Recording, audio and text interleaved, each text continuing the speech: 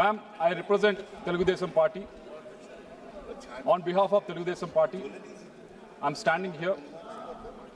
A party which is a regional party from Andhra Pradesh, which has substantial amount of members in this house as well as in Rajya Sabha. On behalf of Telugu Desam Party, I stand here in support of both women reservation. On behalf of Telugu Desam Party, I stand in support of delimitation also. And as just Mahoji has posed, a lot of people are posing a lot of questions to us. Of course, this is democracy. A lot of people will pose and we have to answer. As a regional party, that too coming from South India, the first question is, as you're coming from South India, are you going to support this? Second question is, will TDP support delimitation as well as women's reservation if the seats are 543 or 815? Whether TDP had considered about losing its representation with increase in seats? These are the questions. And fourth question was, why TDP is not asking for 2011 census or latest census? And fifth question is, does delimitation be fair? Wouldn't it be gerrymandering? These are the questions that people are posing it. Members inside the House and media outside were posing this to the Desam Party, and it's our duty to answer these questions. And it is our duty to put it on record also in this House. Ma'am, the Desam Party is in support of Women's Reservation Bill because we believe in what Ambedkar said. What Ambedkar said was, a constitution is a vehicle of life guided by the spirit of the age. Ma'am, from yesterday onwards, we could see a lot of women coming and sitting in the gallery in the anticipation. Thank you, Dada. Thank you, Dada. So they came in anticipation, inside the house and outside the house, the women sitting with anticipation that their representation will increase in the parliament, in the assembly also. Because until now, the policies are made for them also, even for women, are made mainly by men. And the time has come for women to actually raise their voice, to actually make the policies for themselves. And this is the spirit with which we are supporting this women's reservation, ma'am. And I said, this is the spirit of the age that people are asking for this, that women folk, which has 50% population in this country, is asking for this. So we need to understand why they are mooting for this, and they're fighting for this for so many years. And time has come, under the leadership of Narendra Modi ji, that this important amendments has been brought forward, and we need to support this, ma'am. Ma'am, the other thing we should also accept is the change is constant. It is never, it is never going to be same all throughout. With the times, there will be changes that will happen. Even with our constitution also, there are multiple amendments that are brought in. After almost 77 years, we are discussing about the 131st amendment. Because we believe that Indian democracy is vibrant. Our constitution is a living thing. And Ambedkar also mentioned that. So there are a lot of amendments that are brought in. That is the reason why Indian democracy is thriving. When you compare countries around us, Nepal, Pakistan, Sri Lanka, Bangladesh, ma'am, if you see all of them, how many coups have happened in that countries? How many armed revolutions have happened? How many times the constitution itself has collapsed? Why it didn't happen in India except for those 3-4 years during the emergency? Why democracy has thrived in India was because we believed change is constant. We believed what Ambedkar ji has mentioned. So this is a time we should respect that, and this is what women folk of India are asking for. This is the change they are looking for. So we need to support this. I'm requesting the opposition parties also, please see through it and support this. And the second question that everyone is asking is, would you support it even if it is 543 seats, or will you support it only if it is 815 seats? Ma'am, let me remind this House, when we talk about women on behalf of Telugu Desam Party, we don't talk about women as a voting issue, but we actually look at it much more deeply. We look at it in a way that we need to empower them socially. We look at it in a way we have to empower them economically. We need to empower them politically also. That is the ethos that our founder, N.T. Ramarao Garu, has believed in. Ma'am, he was a man of different ideas. At that time, all the political leaders expected people to come to them. But he was the leader who could go to the people. He traversed thousands of kilometers in Andhra Pradesh during his first election campaign. He could see what troubles women are going through at the rural areas.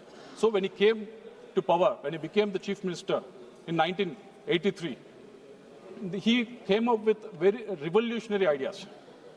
Until then, the property that is belonging to a member in the father is always going to the male in the family. But he has brought in the reform in the Hindu Succession Act in 1986. He made sure 50% of the property belongs to the girl child also. And he also brought in women reservation to 30% in government jobs. On top of that, he has seen what will happen when the government schemes are actually delivered to the women. So what he has done was, when he has to give housing to the poor, he made sure that site is actually registered on the name of the woman in the family rather than male in the family. So he fought for their economic stability, fought for their social mobility, ma'am. So this is what we believed in. This is the ethos that our founder, N.T. Ramarao Garu, believed in, ma'am. Not only that, he saw there's only 25% of the literacy with the women at that time. So he came up with various initiatives, started a lot of schools mainly for the girl children. He also started a women's university in Sri Padmavati University in Tirupati, specifically targeting women so that they can get educated, their literacy can go up, ma'am. This is what N.T. Ramarao Garu has done. And after that, Chandrababu Naidu Garu has followed the suit, and he has taken it to the next level. He has launched Dwakra program, what the SHE program that we talk about, Lakpati Didis that we talk about now. He has launched it in 1999. He has made sure that women are not just depending on the male in the family, but actually economically they can also have ideas, they can also come up with the business ideas, and they can also support the family. That is the idea with which he has launched the Dwakra program. And also he has given 33% reservation for women in local body elections. Ma'am, I have almost 15 minutes, ma'am. So, and on top of that, Deepam LPG cylinder scheme was launched in 1999, mainly for the women folks, so that they can have that economic stability for them, ma'am.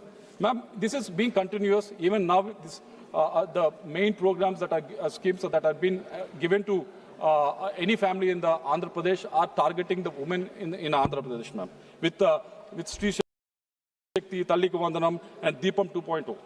Ma'am, because we believed in the empowerment of women, this is what from the founder of the party to now the chief minister, this is what they believed in. So if it is 543 seats or 815 seats, Telugu Desam Party is in support of women's reservation in the Women's Reservation Bill. And the third question that everyone is asking is, wouldn't you lose out on representation with increase in the seats?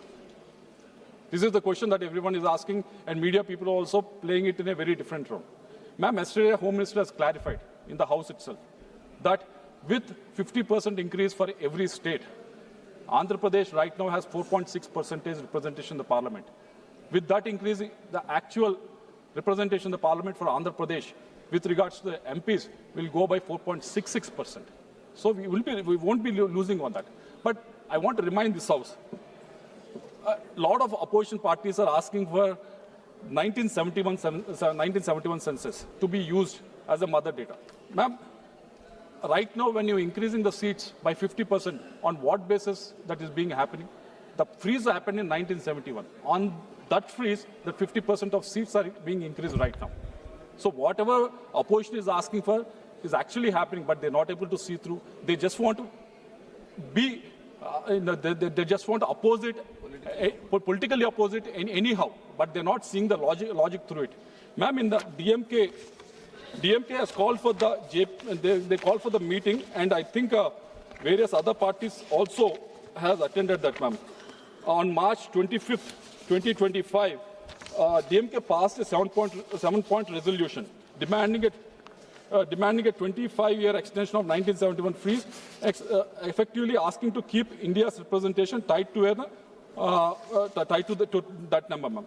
In this JAC, CPM participated, BRS participated, AAP participated, Congress participated, and TMC participated. They asked for the freeze.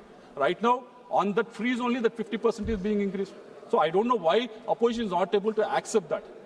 There's nothing new that is being happening on the 1970 population freeze, where 543 seats have been allocated. On top of that, 50% has been increasing, and yesterday Home Minister has clearly clarified. And even then, if you can't accept the truth of what is happening, even then, if you want to give out the fake narrative, false narrative, saying South India's number will go down, South India's representation will go down, I hope and I request the opposition to actually come to senses and actually accept what the delimitation means and support the delimitation process in total. Ma'am, the fourth question that everyone is asking at, why not 2011 census or the latest census? I'll give you the example of Andhra Pradesh, ma'am. Ma'am, in Andhra Pradesh is a very special example because no one has gone through that. When the last delimitation happened in Andhra Pradesh, what happened was we were, Andhra and Telangana were together. But when the delimitation happened, there were 3 parliament segments that have come up in Telangana and 3 we lost in Andhra Pradesh. But in total, we lost 1 parliament segment to Telangana. Even there were 7 MLA seats that were increased in Telangana region, and Andhra Pradesh was lost 7 assembly seats. Reason being, there's no politics here, but the reason being that population migration happened to Telangana at that time, ma'am. So if you go by that logic of using the latest census of 2026, ma'am, if you've seen the data, Andhra Pradesh fertility rate has been going down for the almost 1.5 decade.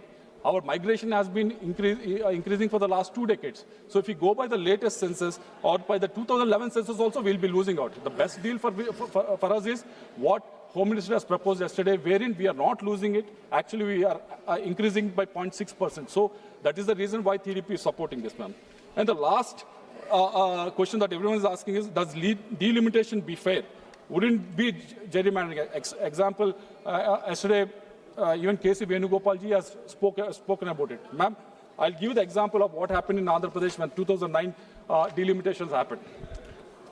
Kuppam constituency, which is in Chittoor, our CM's constituency. It is in Chittoor parliamentary constituency. So at that time, Congress, which was in power, did the gerrymandering to make sure that the CM constituency is a target in such a way that no leader can come out of that. But come out of that, and they reserved the seat to the SC candidate at that time. That is what they have done in 2009. That is the actual gerrymandering. But what happened, ma'am? People saw through it. If you are smart, people are even smarter. From 2009 onwards, in 2009, after doing all this gerrymandering also, TDP has won. In 2014, same seat, even TDP has won.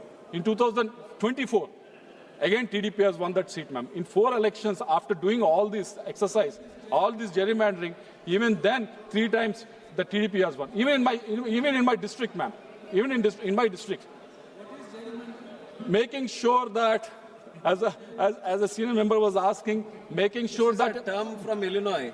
Gerrymandering was wherein you bring in such a way that you will get advantage for the party in the ruling rather than party in the opposition. That is what the gerrymandering actually is. Even in my district in Guntur, ma'am, they did the same exercise.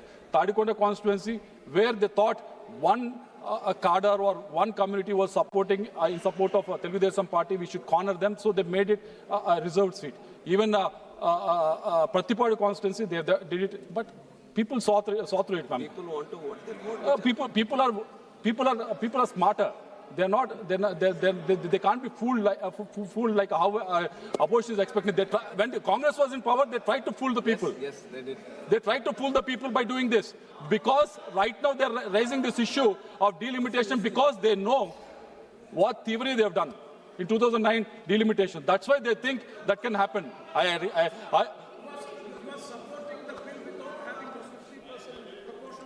Yesterday I've heard what Home Minister has mentioned. Based on that, yesterday Home Minister has mentioned, yesterday Prime Minister has mentioned, promised us, they gave a guarantee in the House. Based on that, we are supporting this bill. We are supporting a women's reservation. We are supporting delimitation. Telugu Desam Party is supporting women's reservation and delimitation, ma'am. Thank you very much.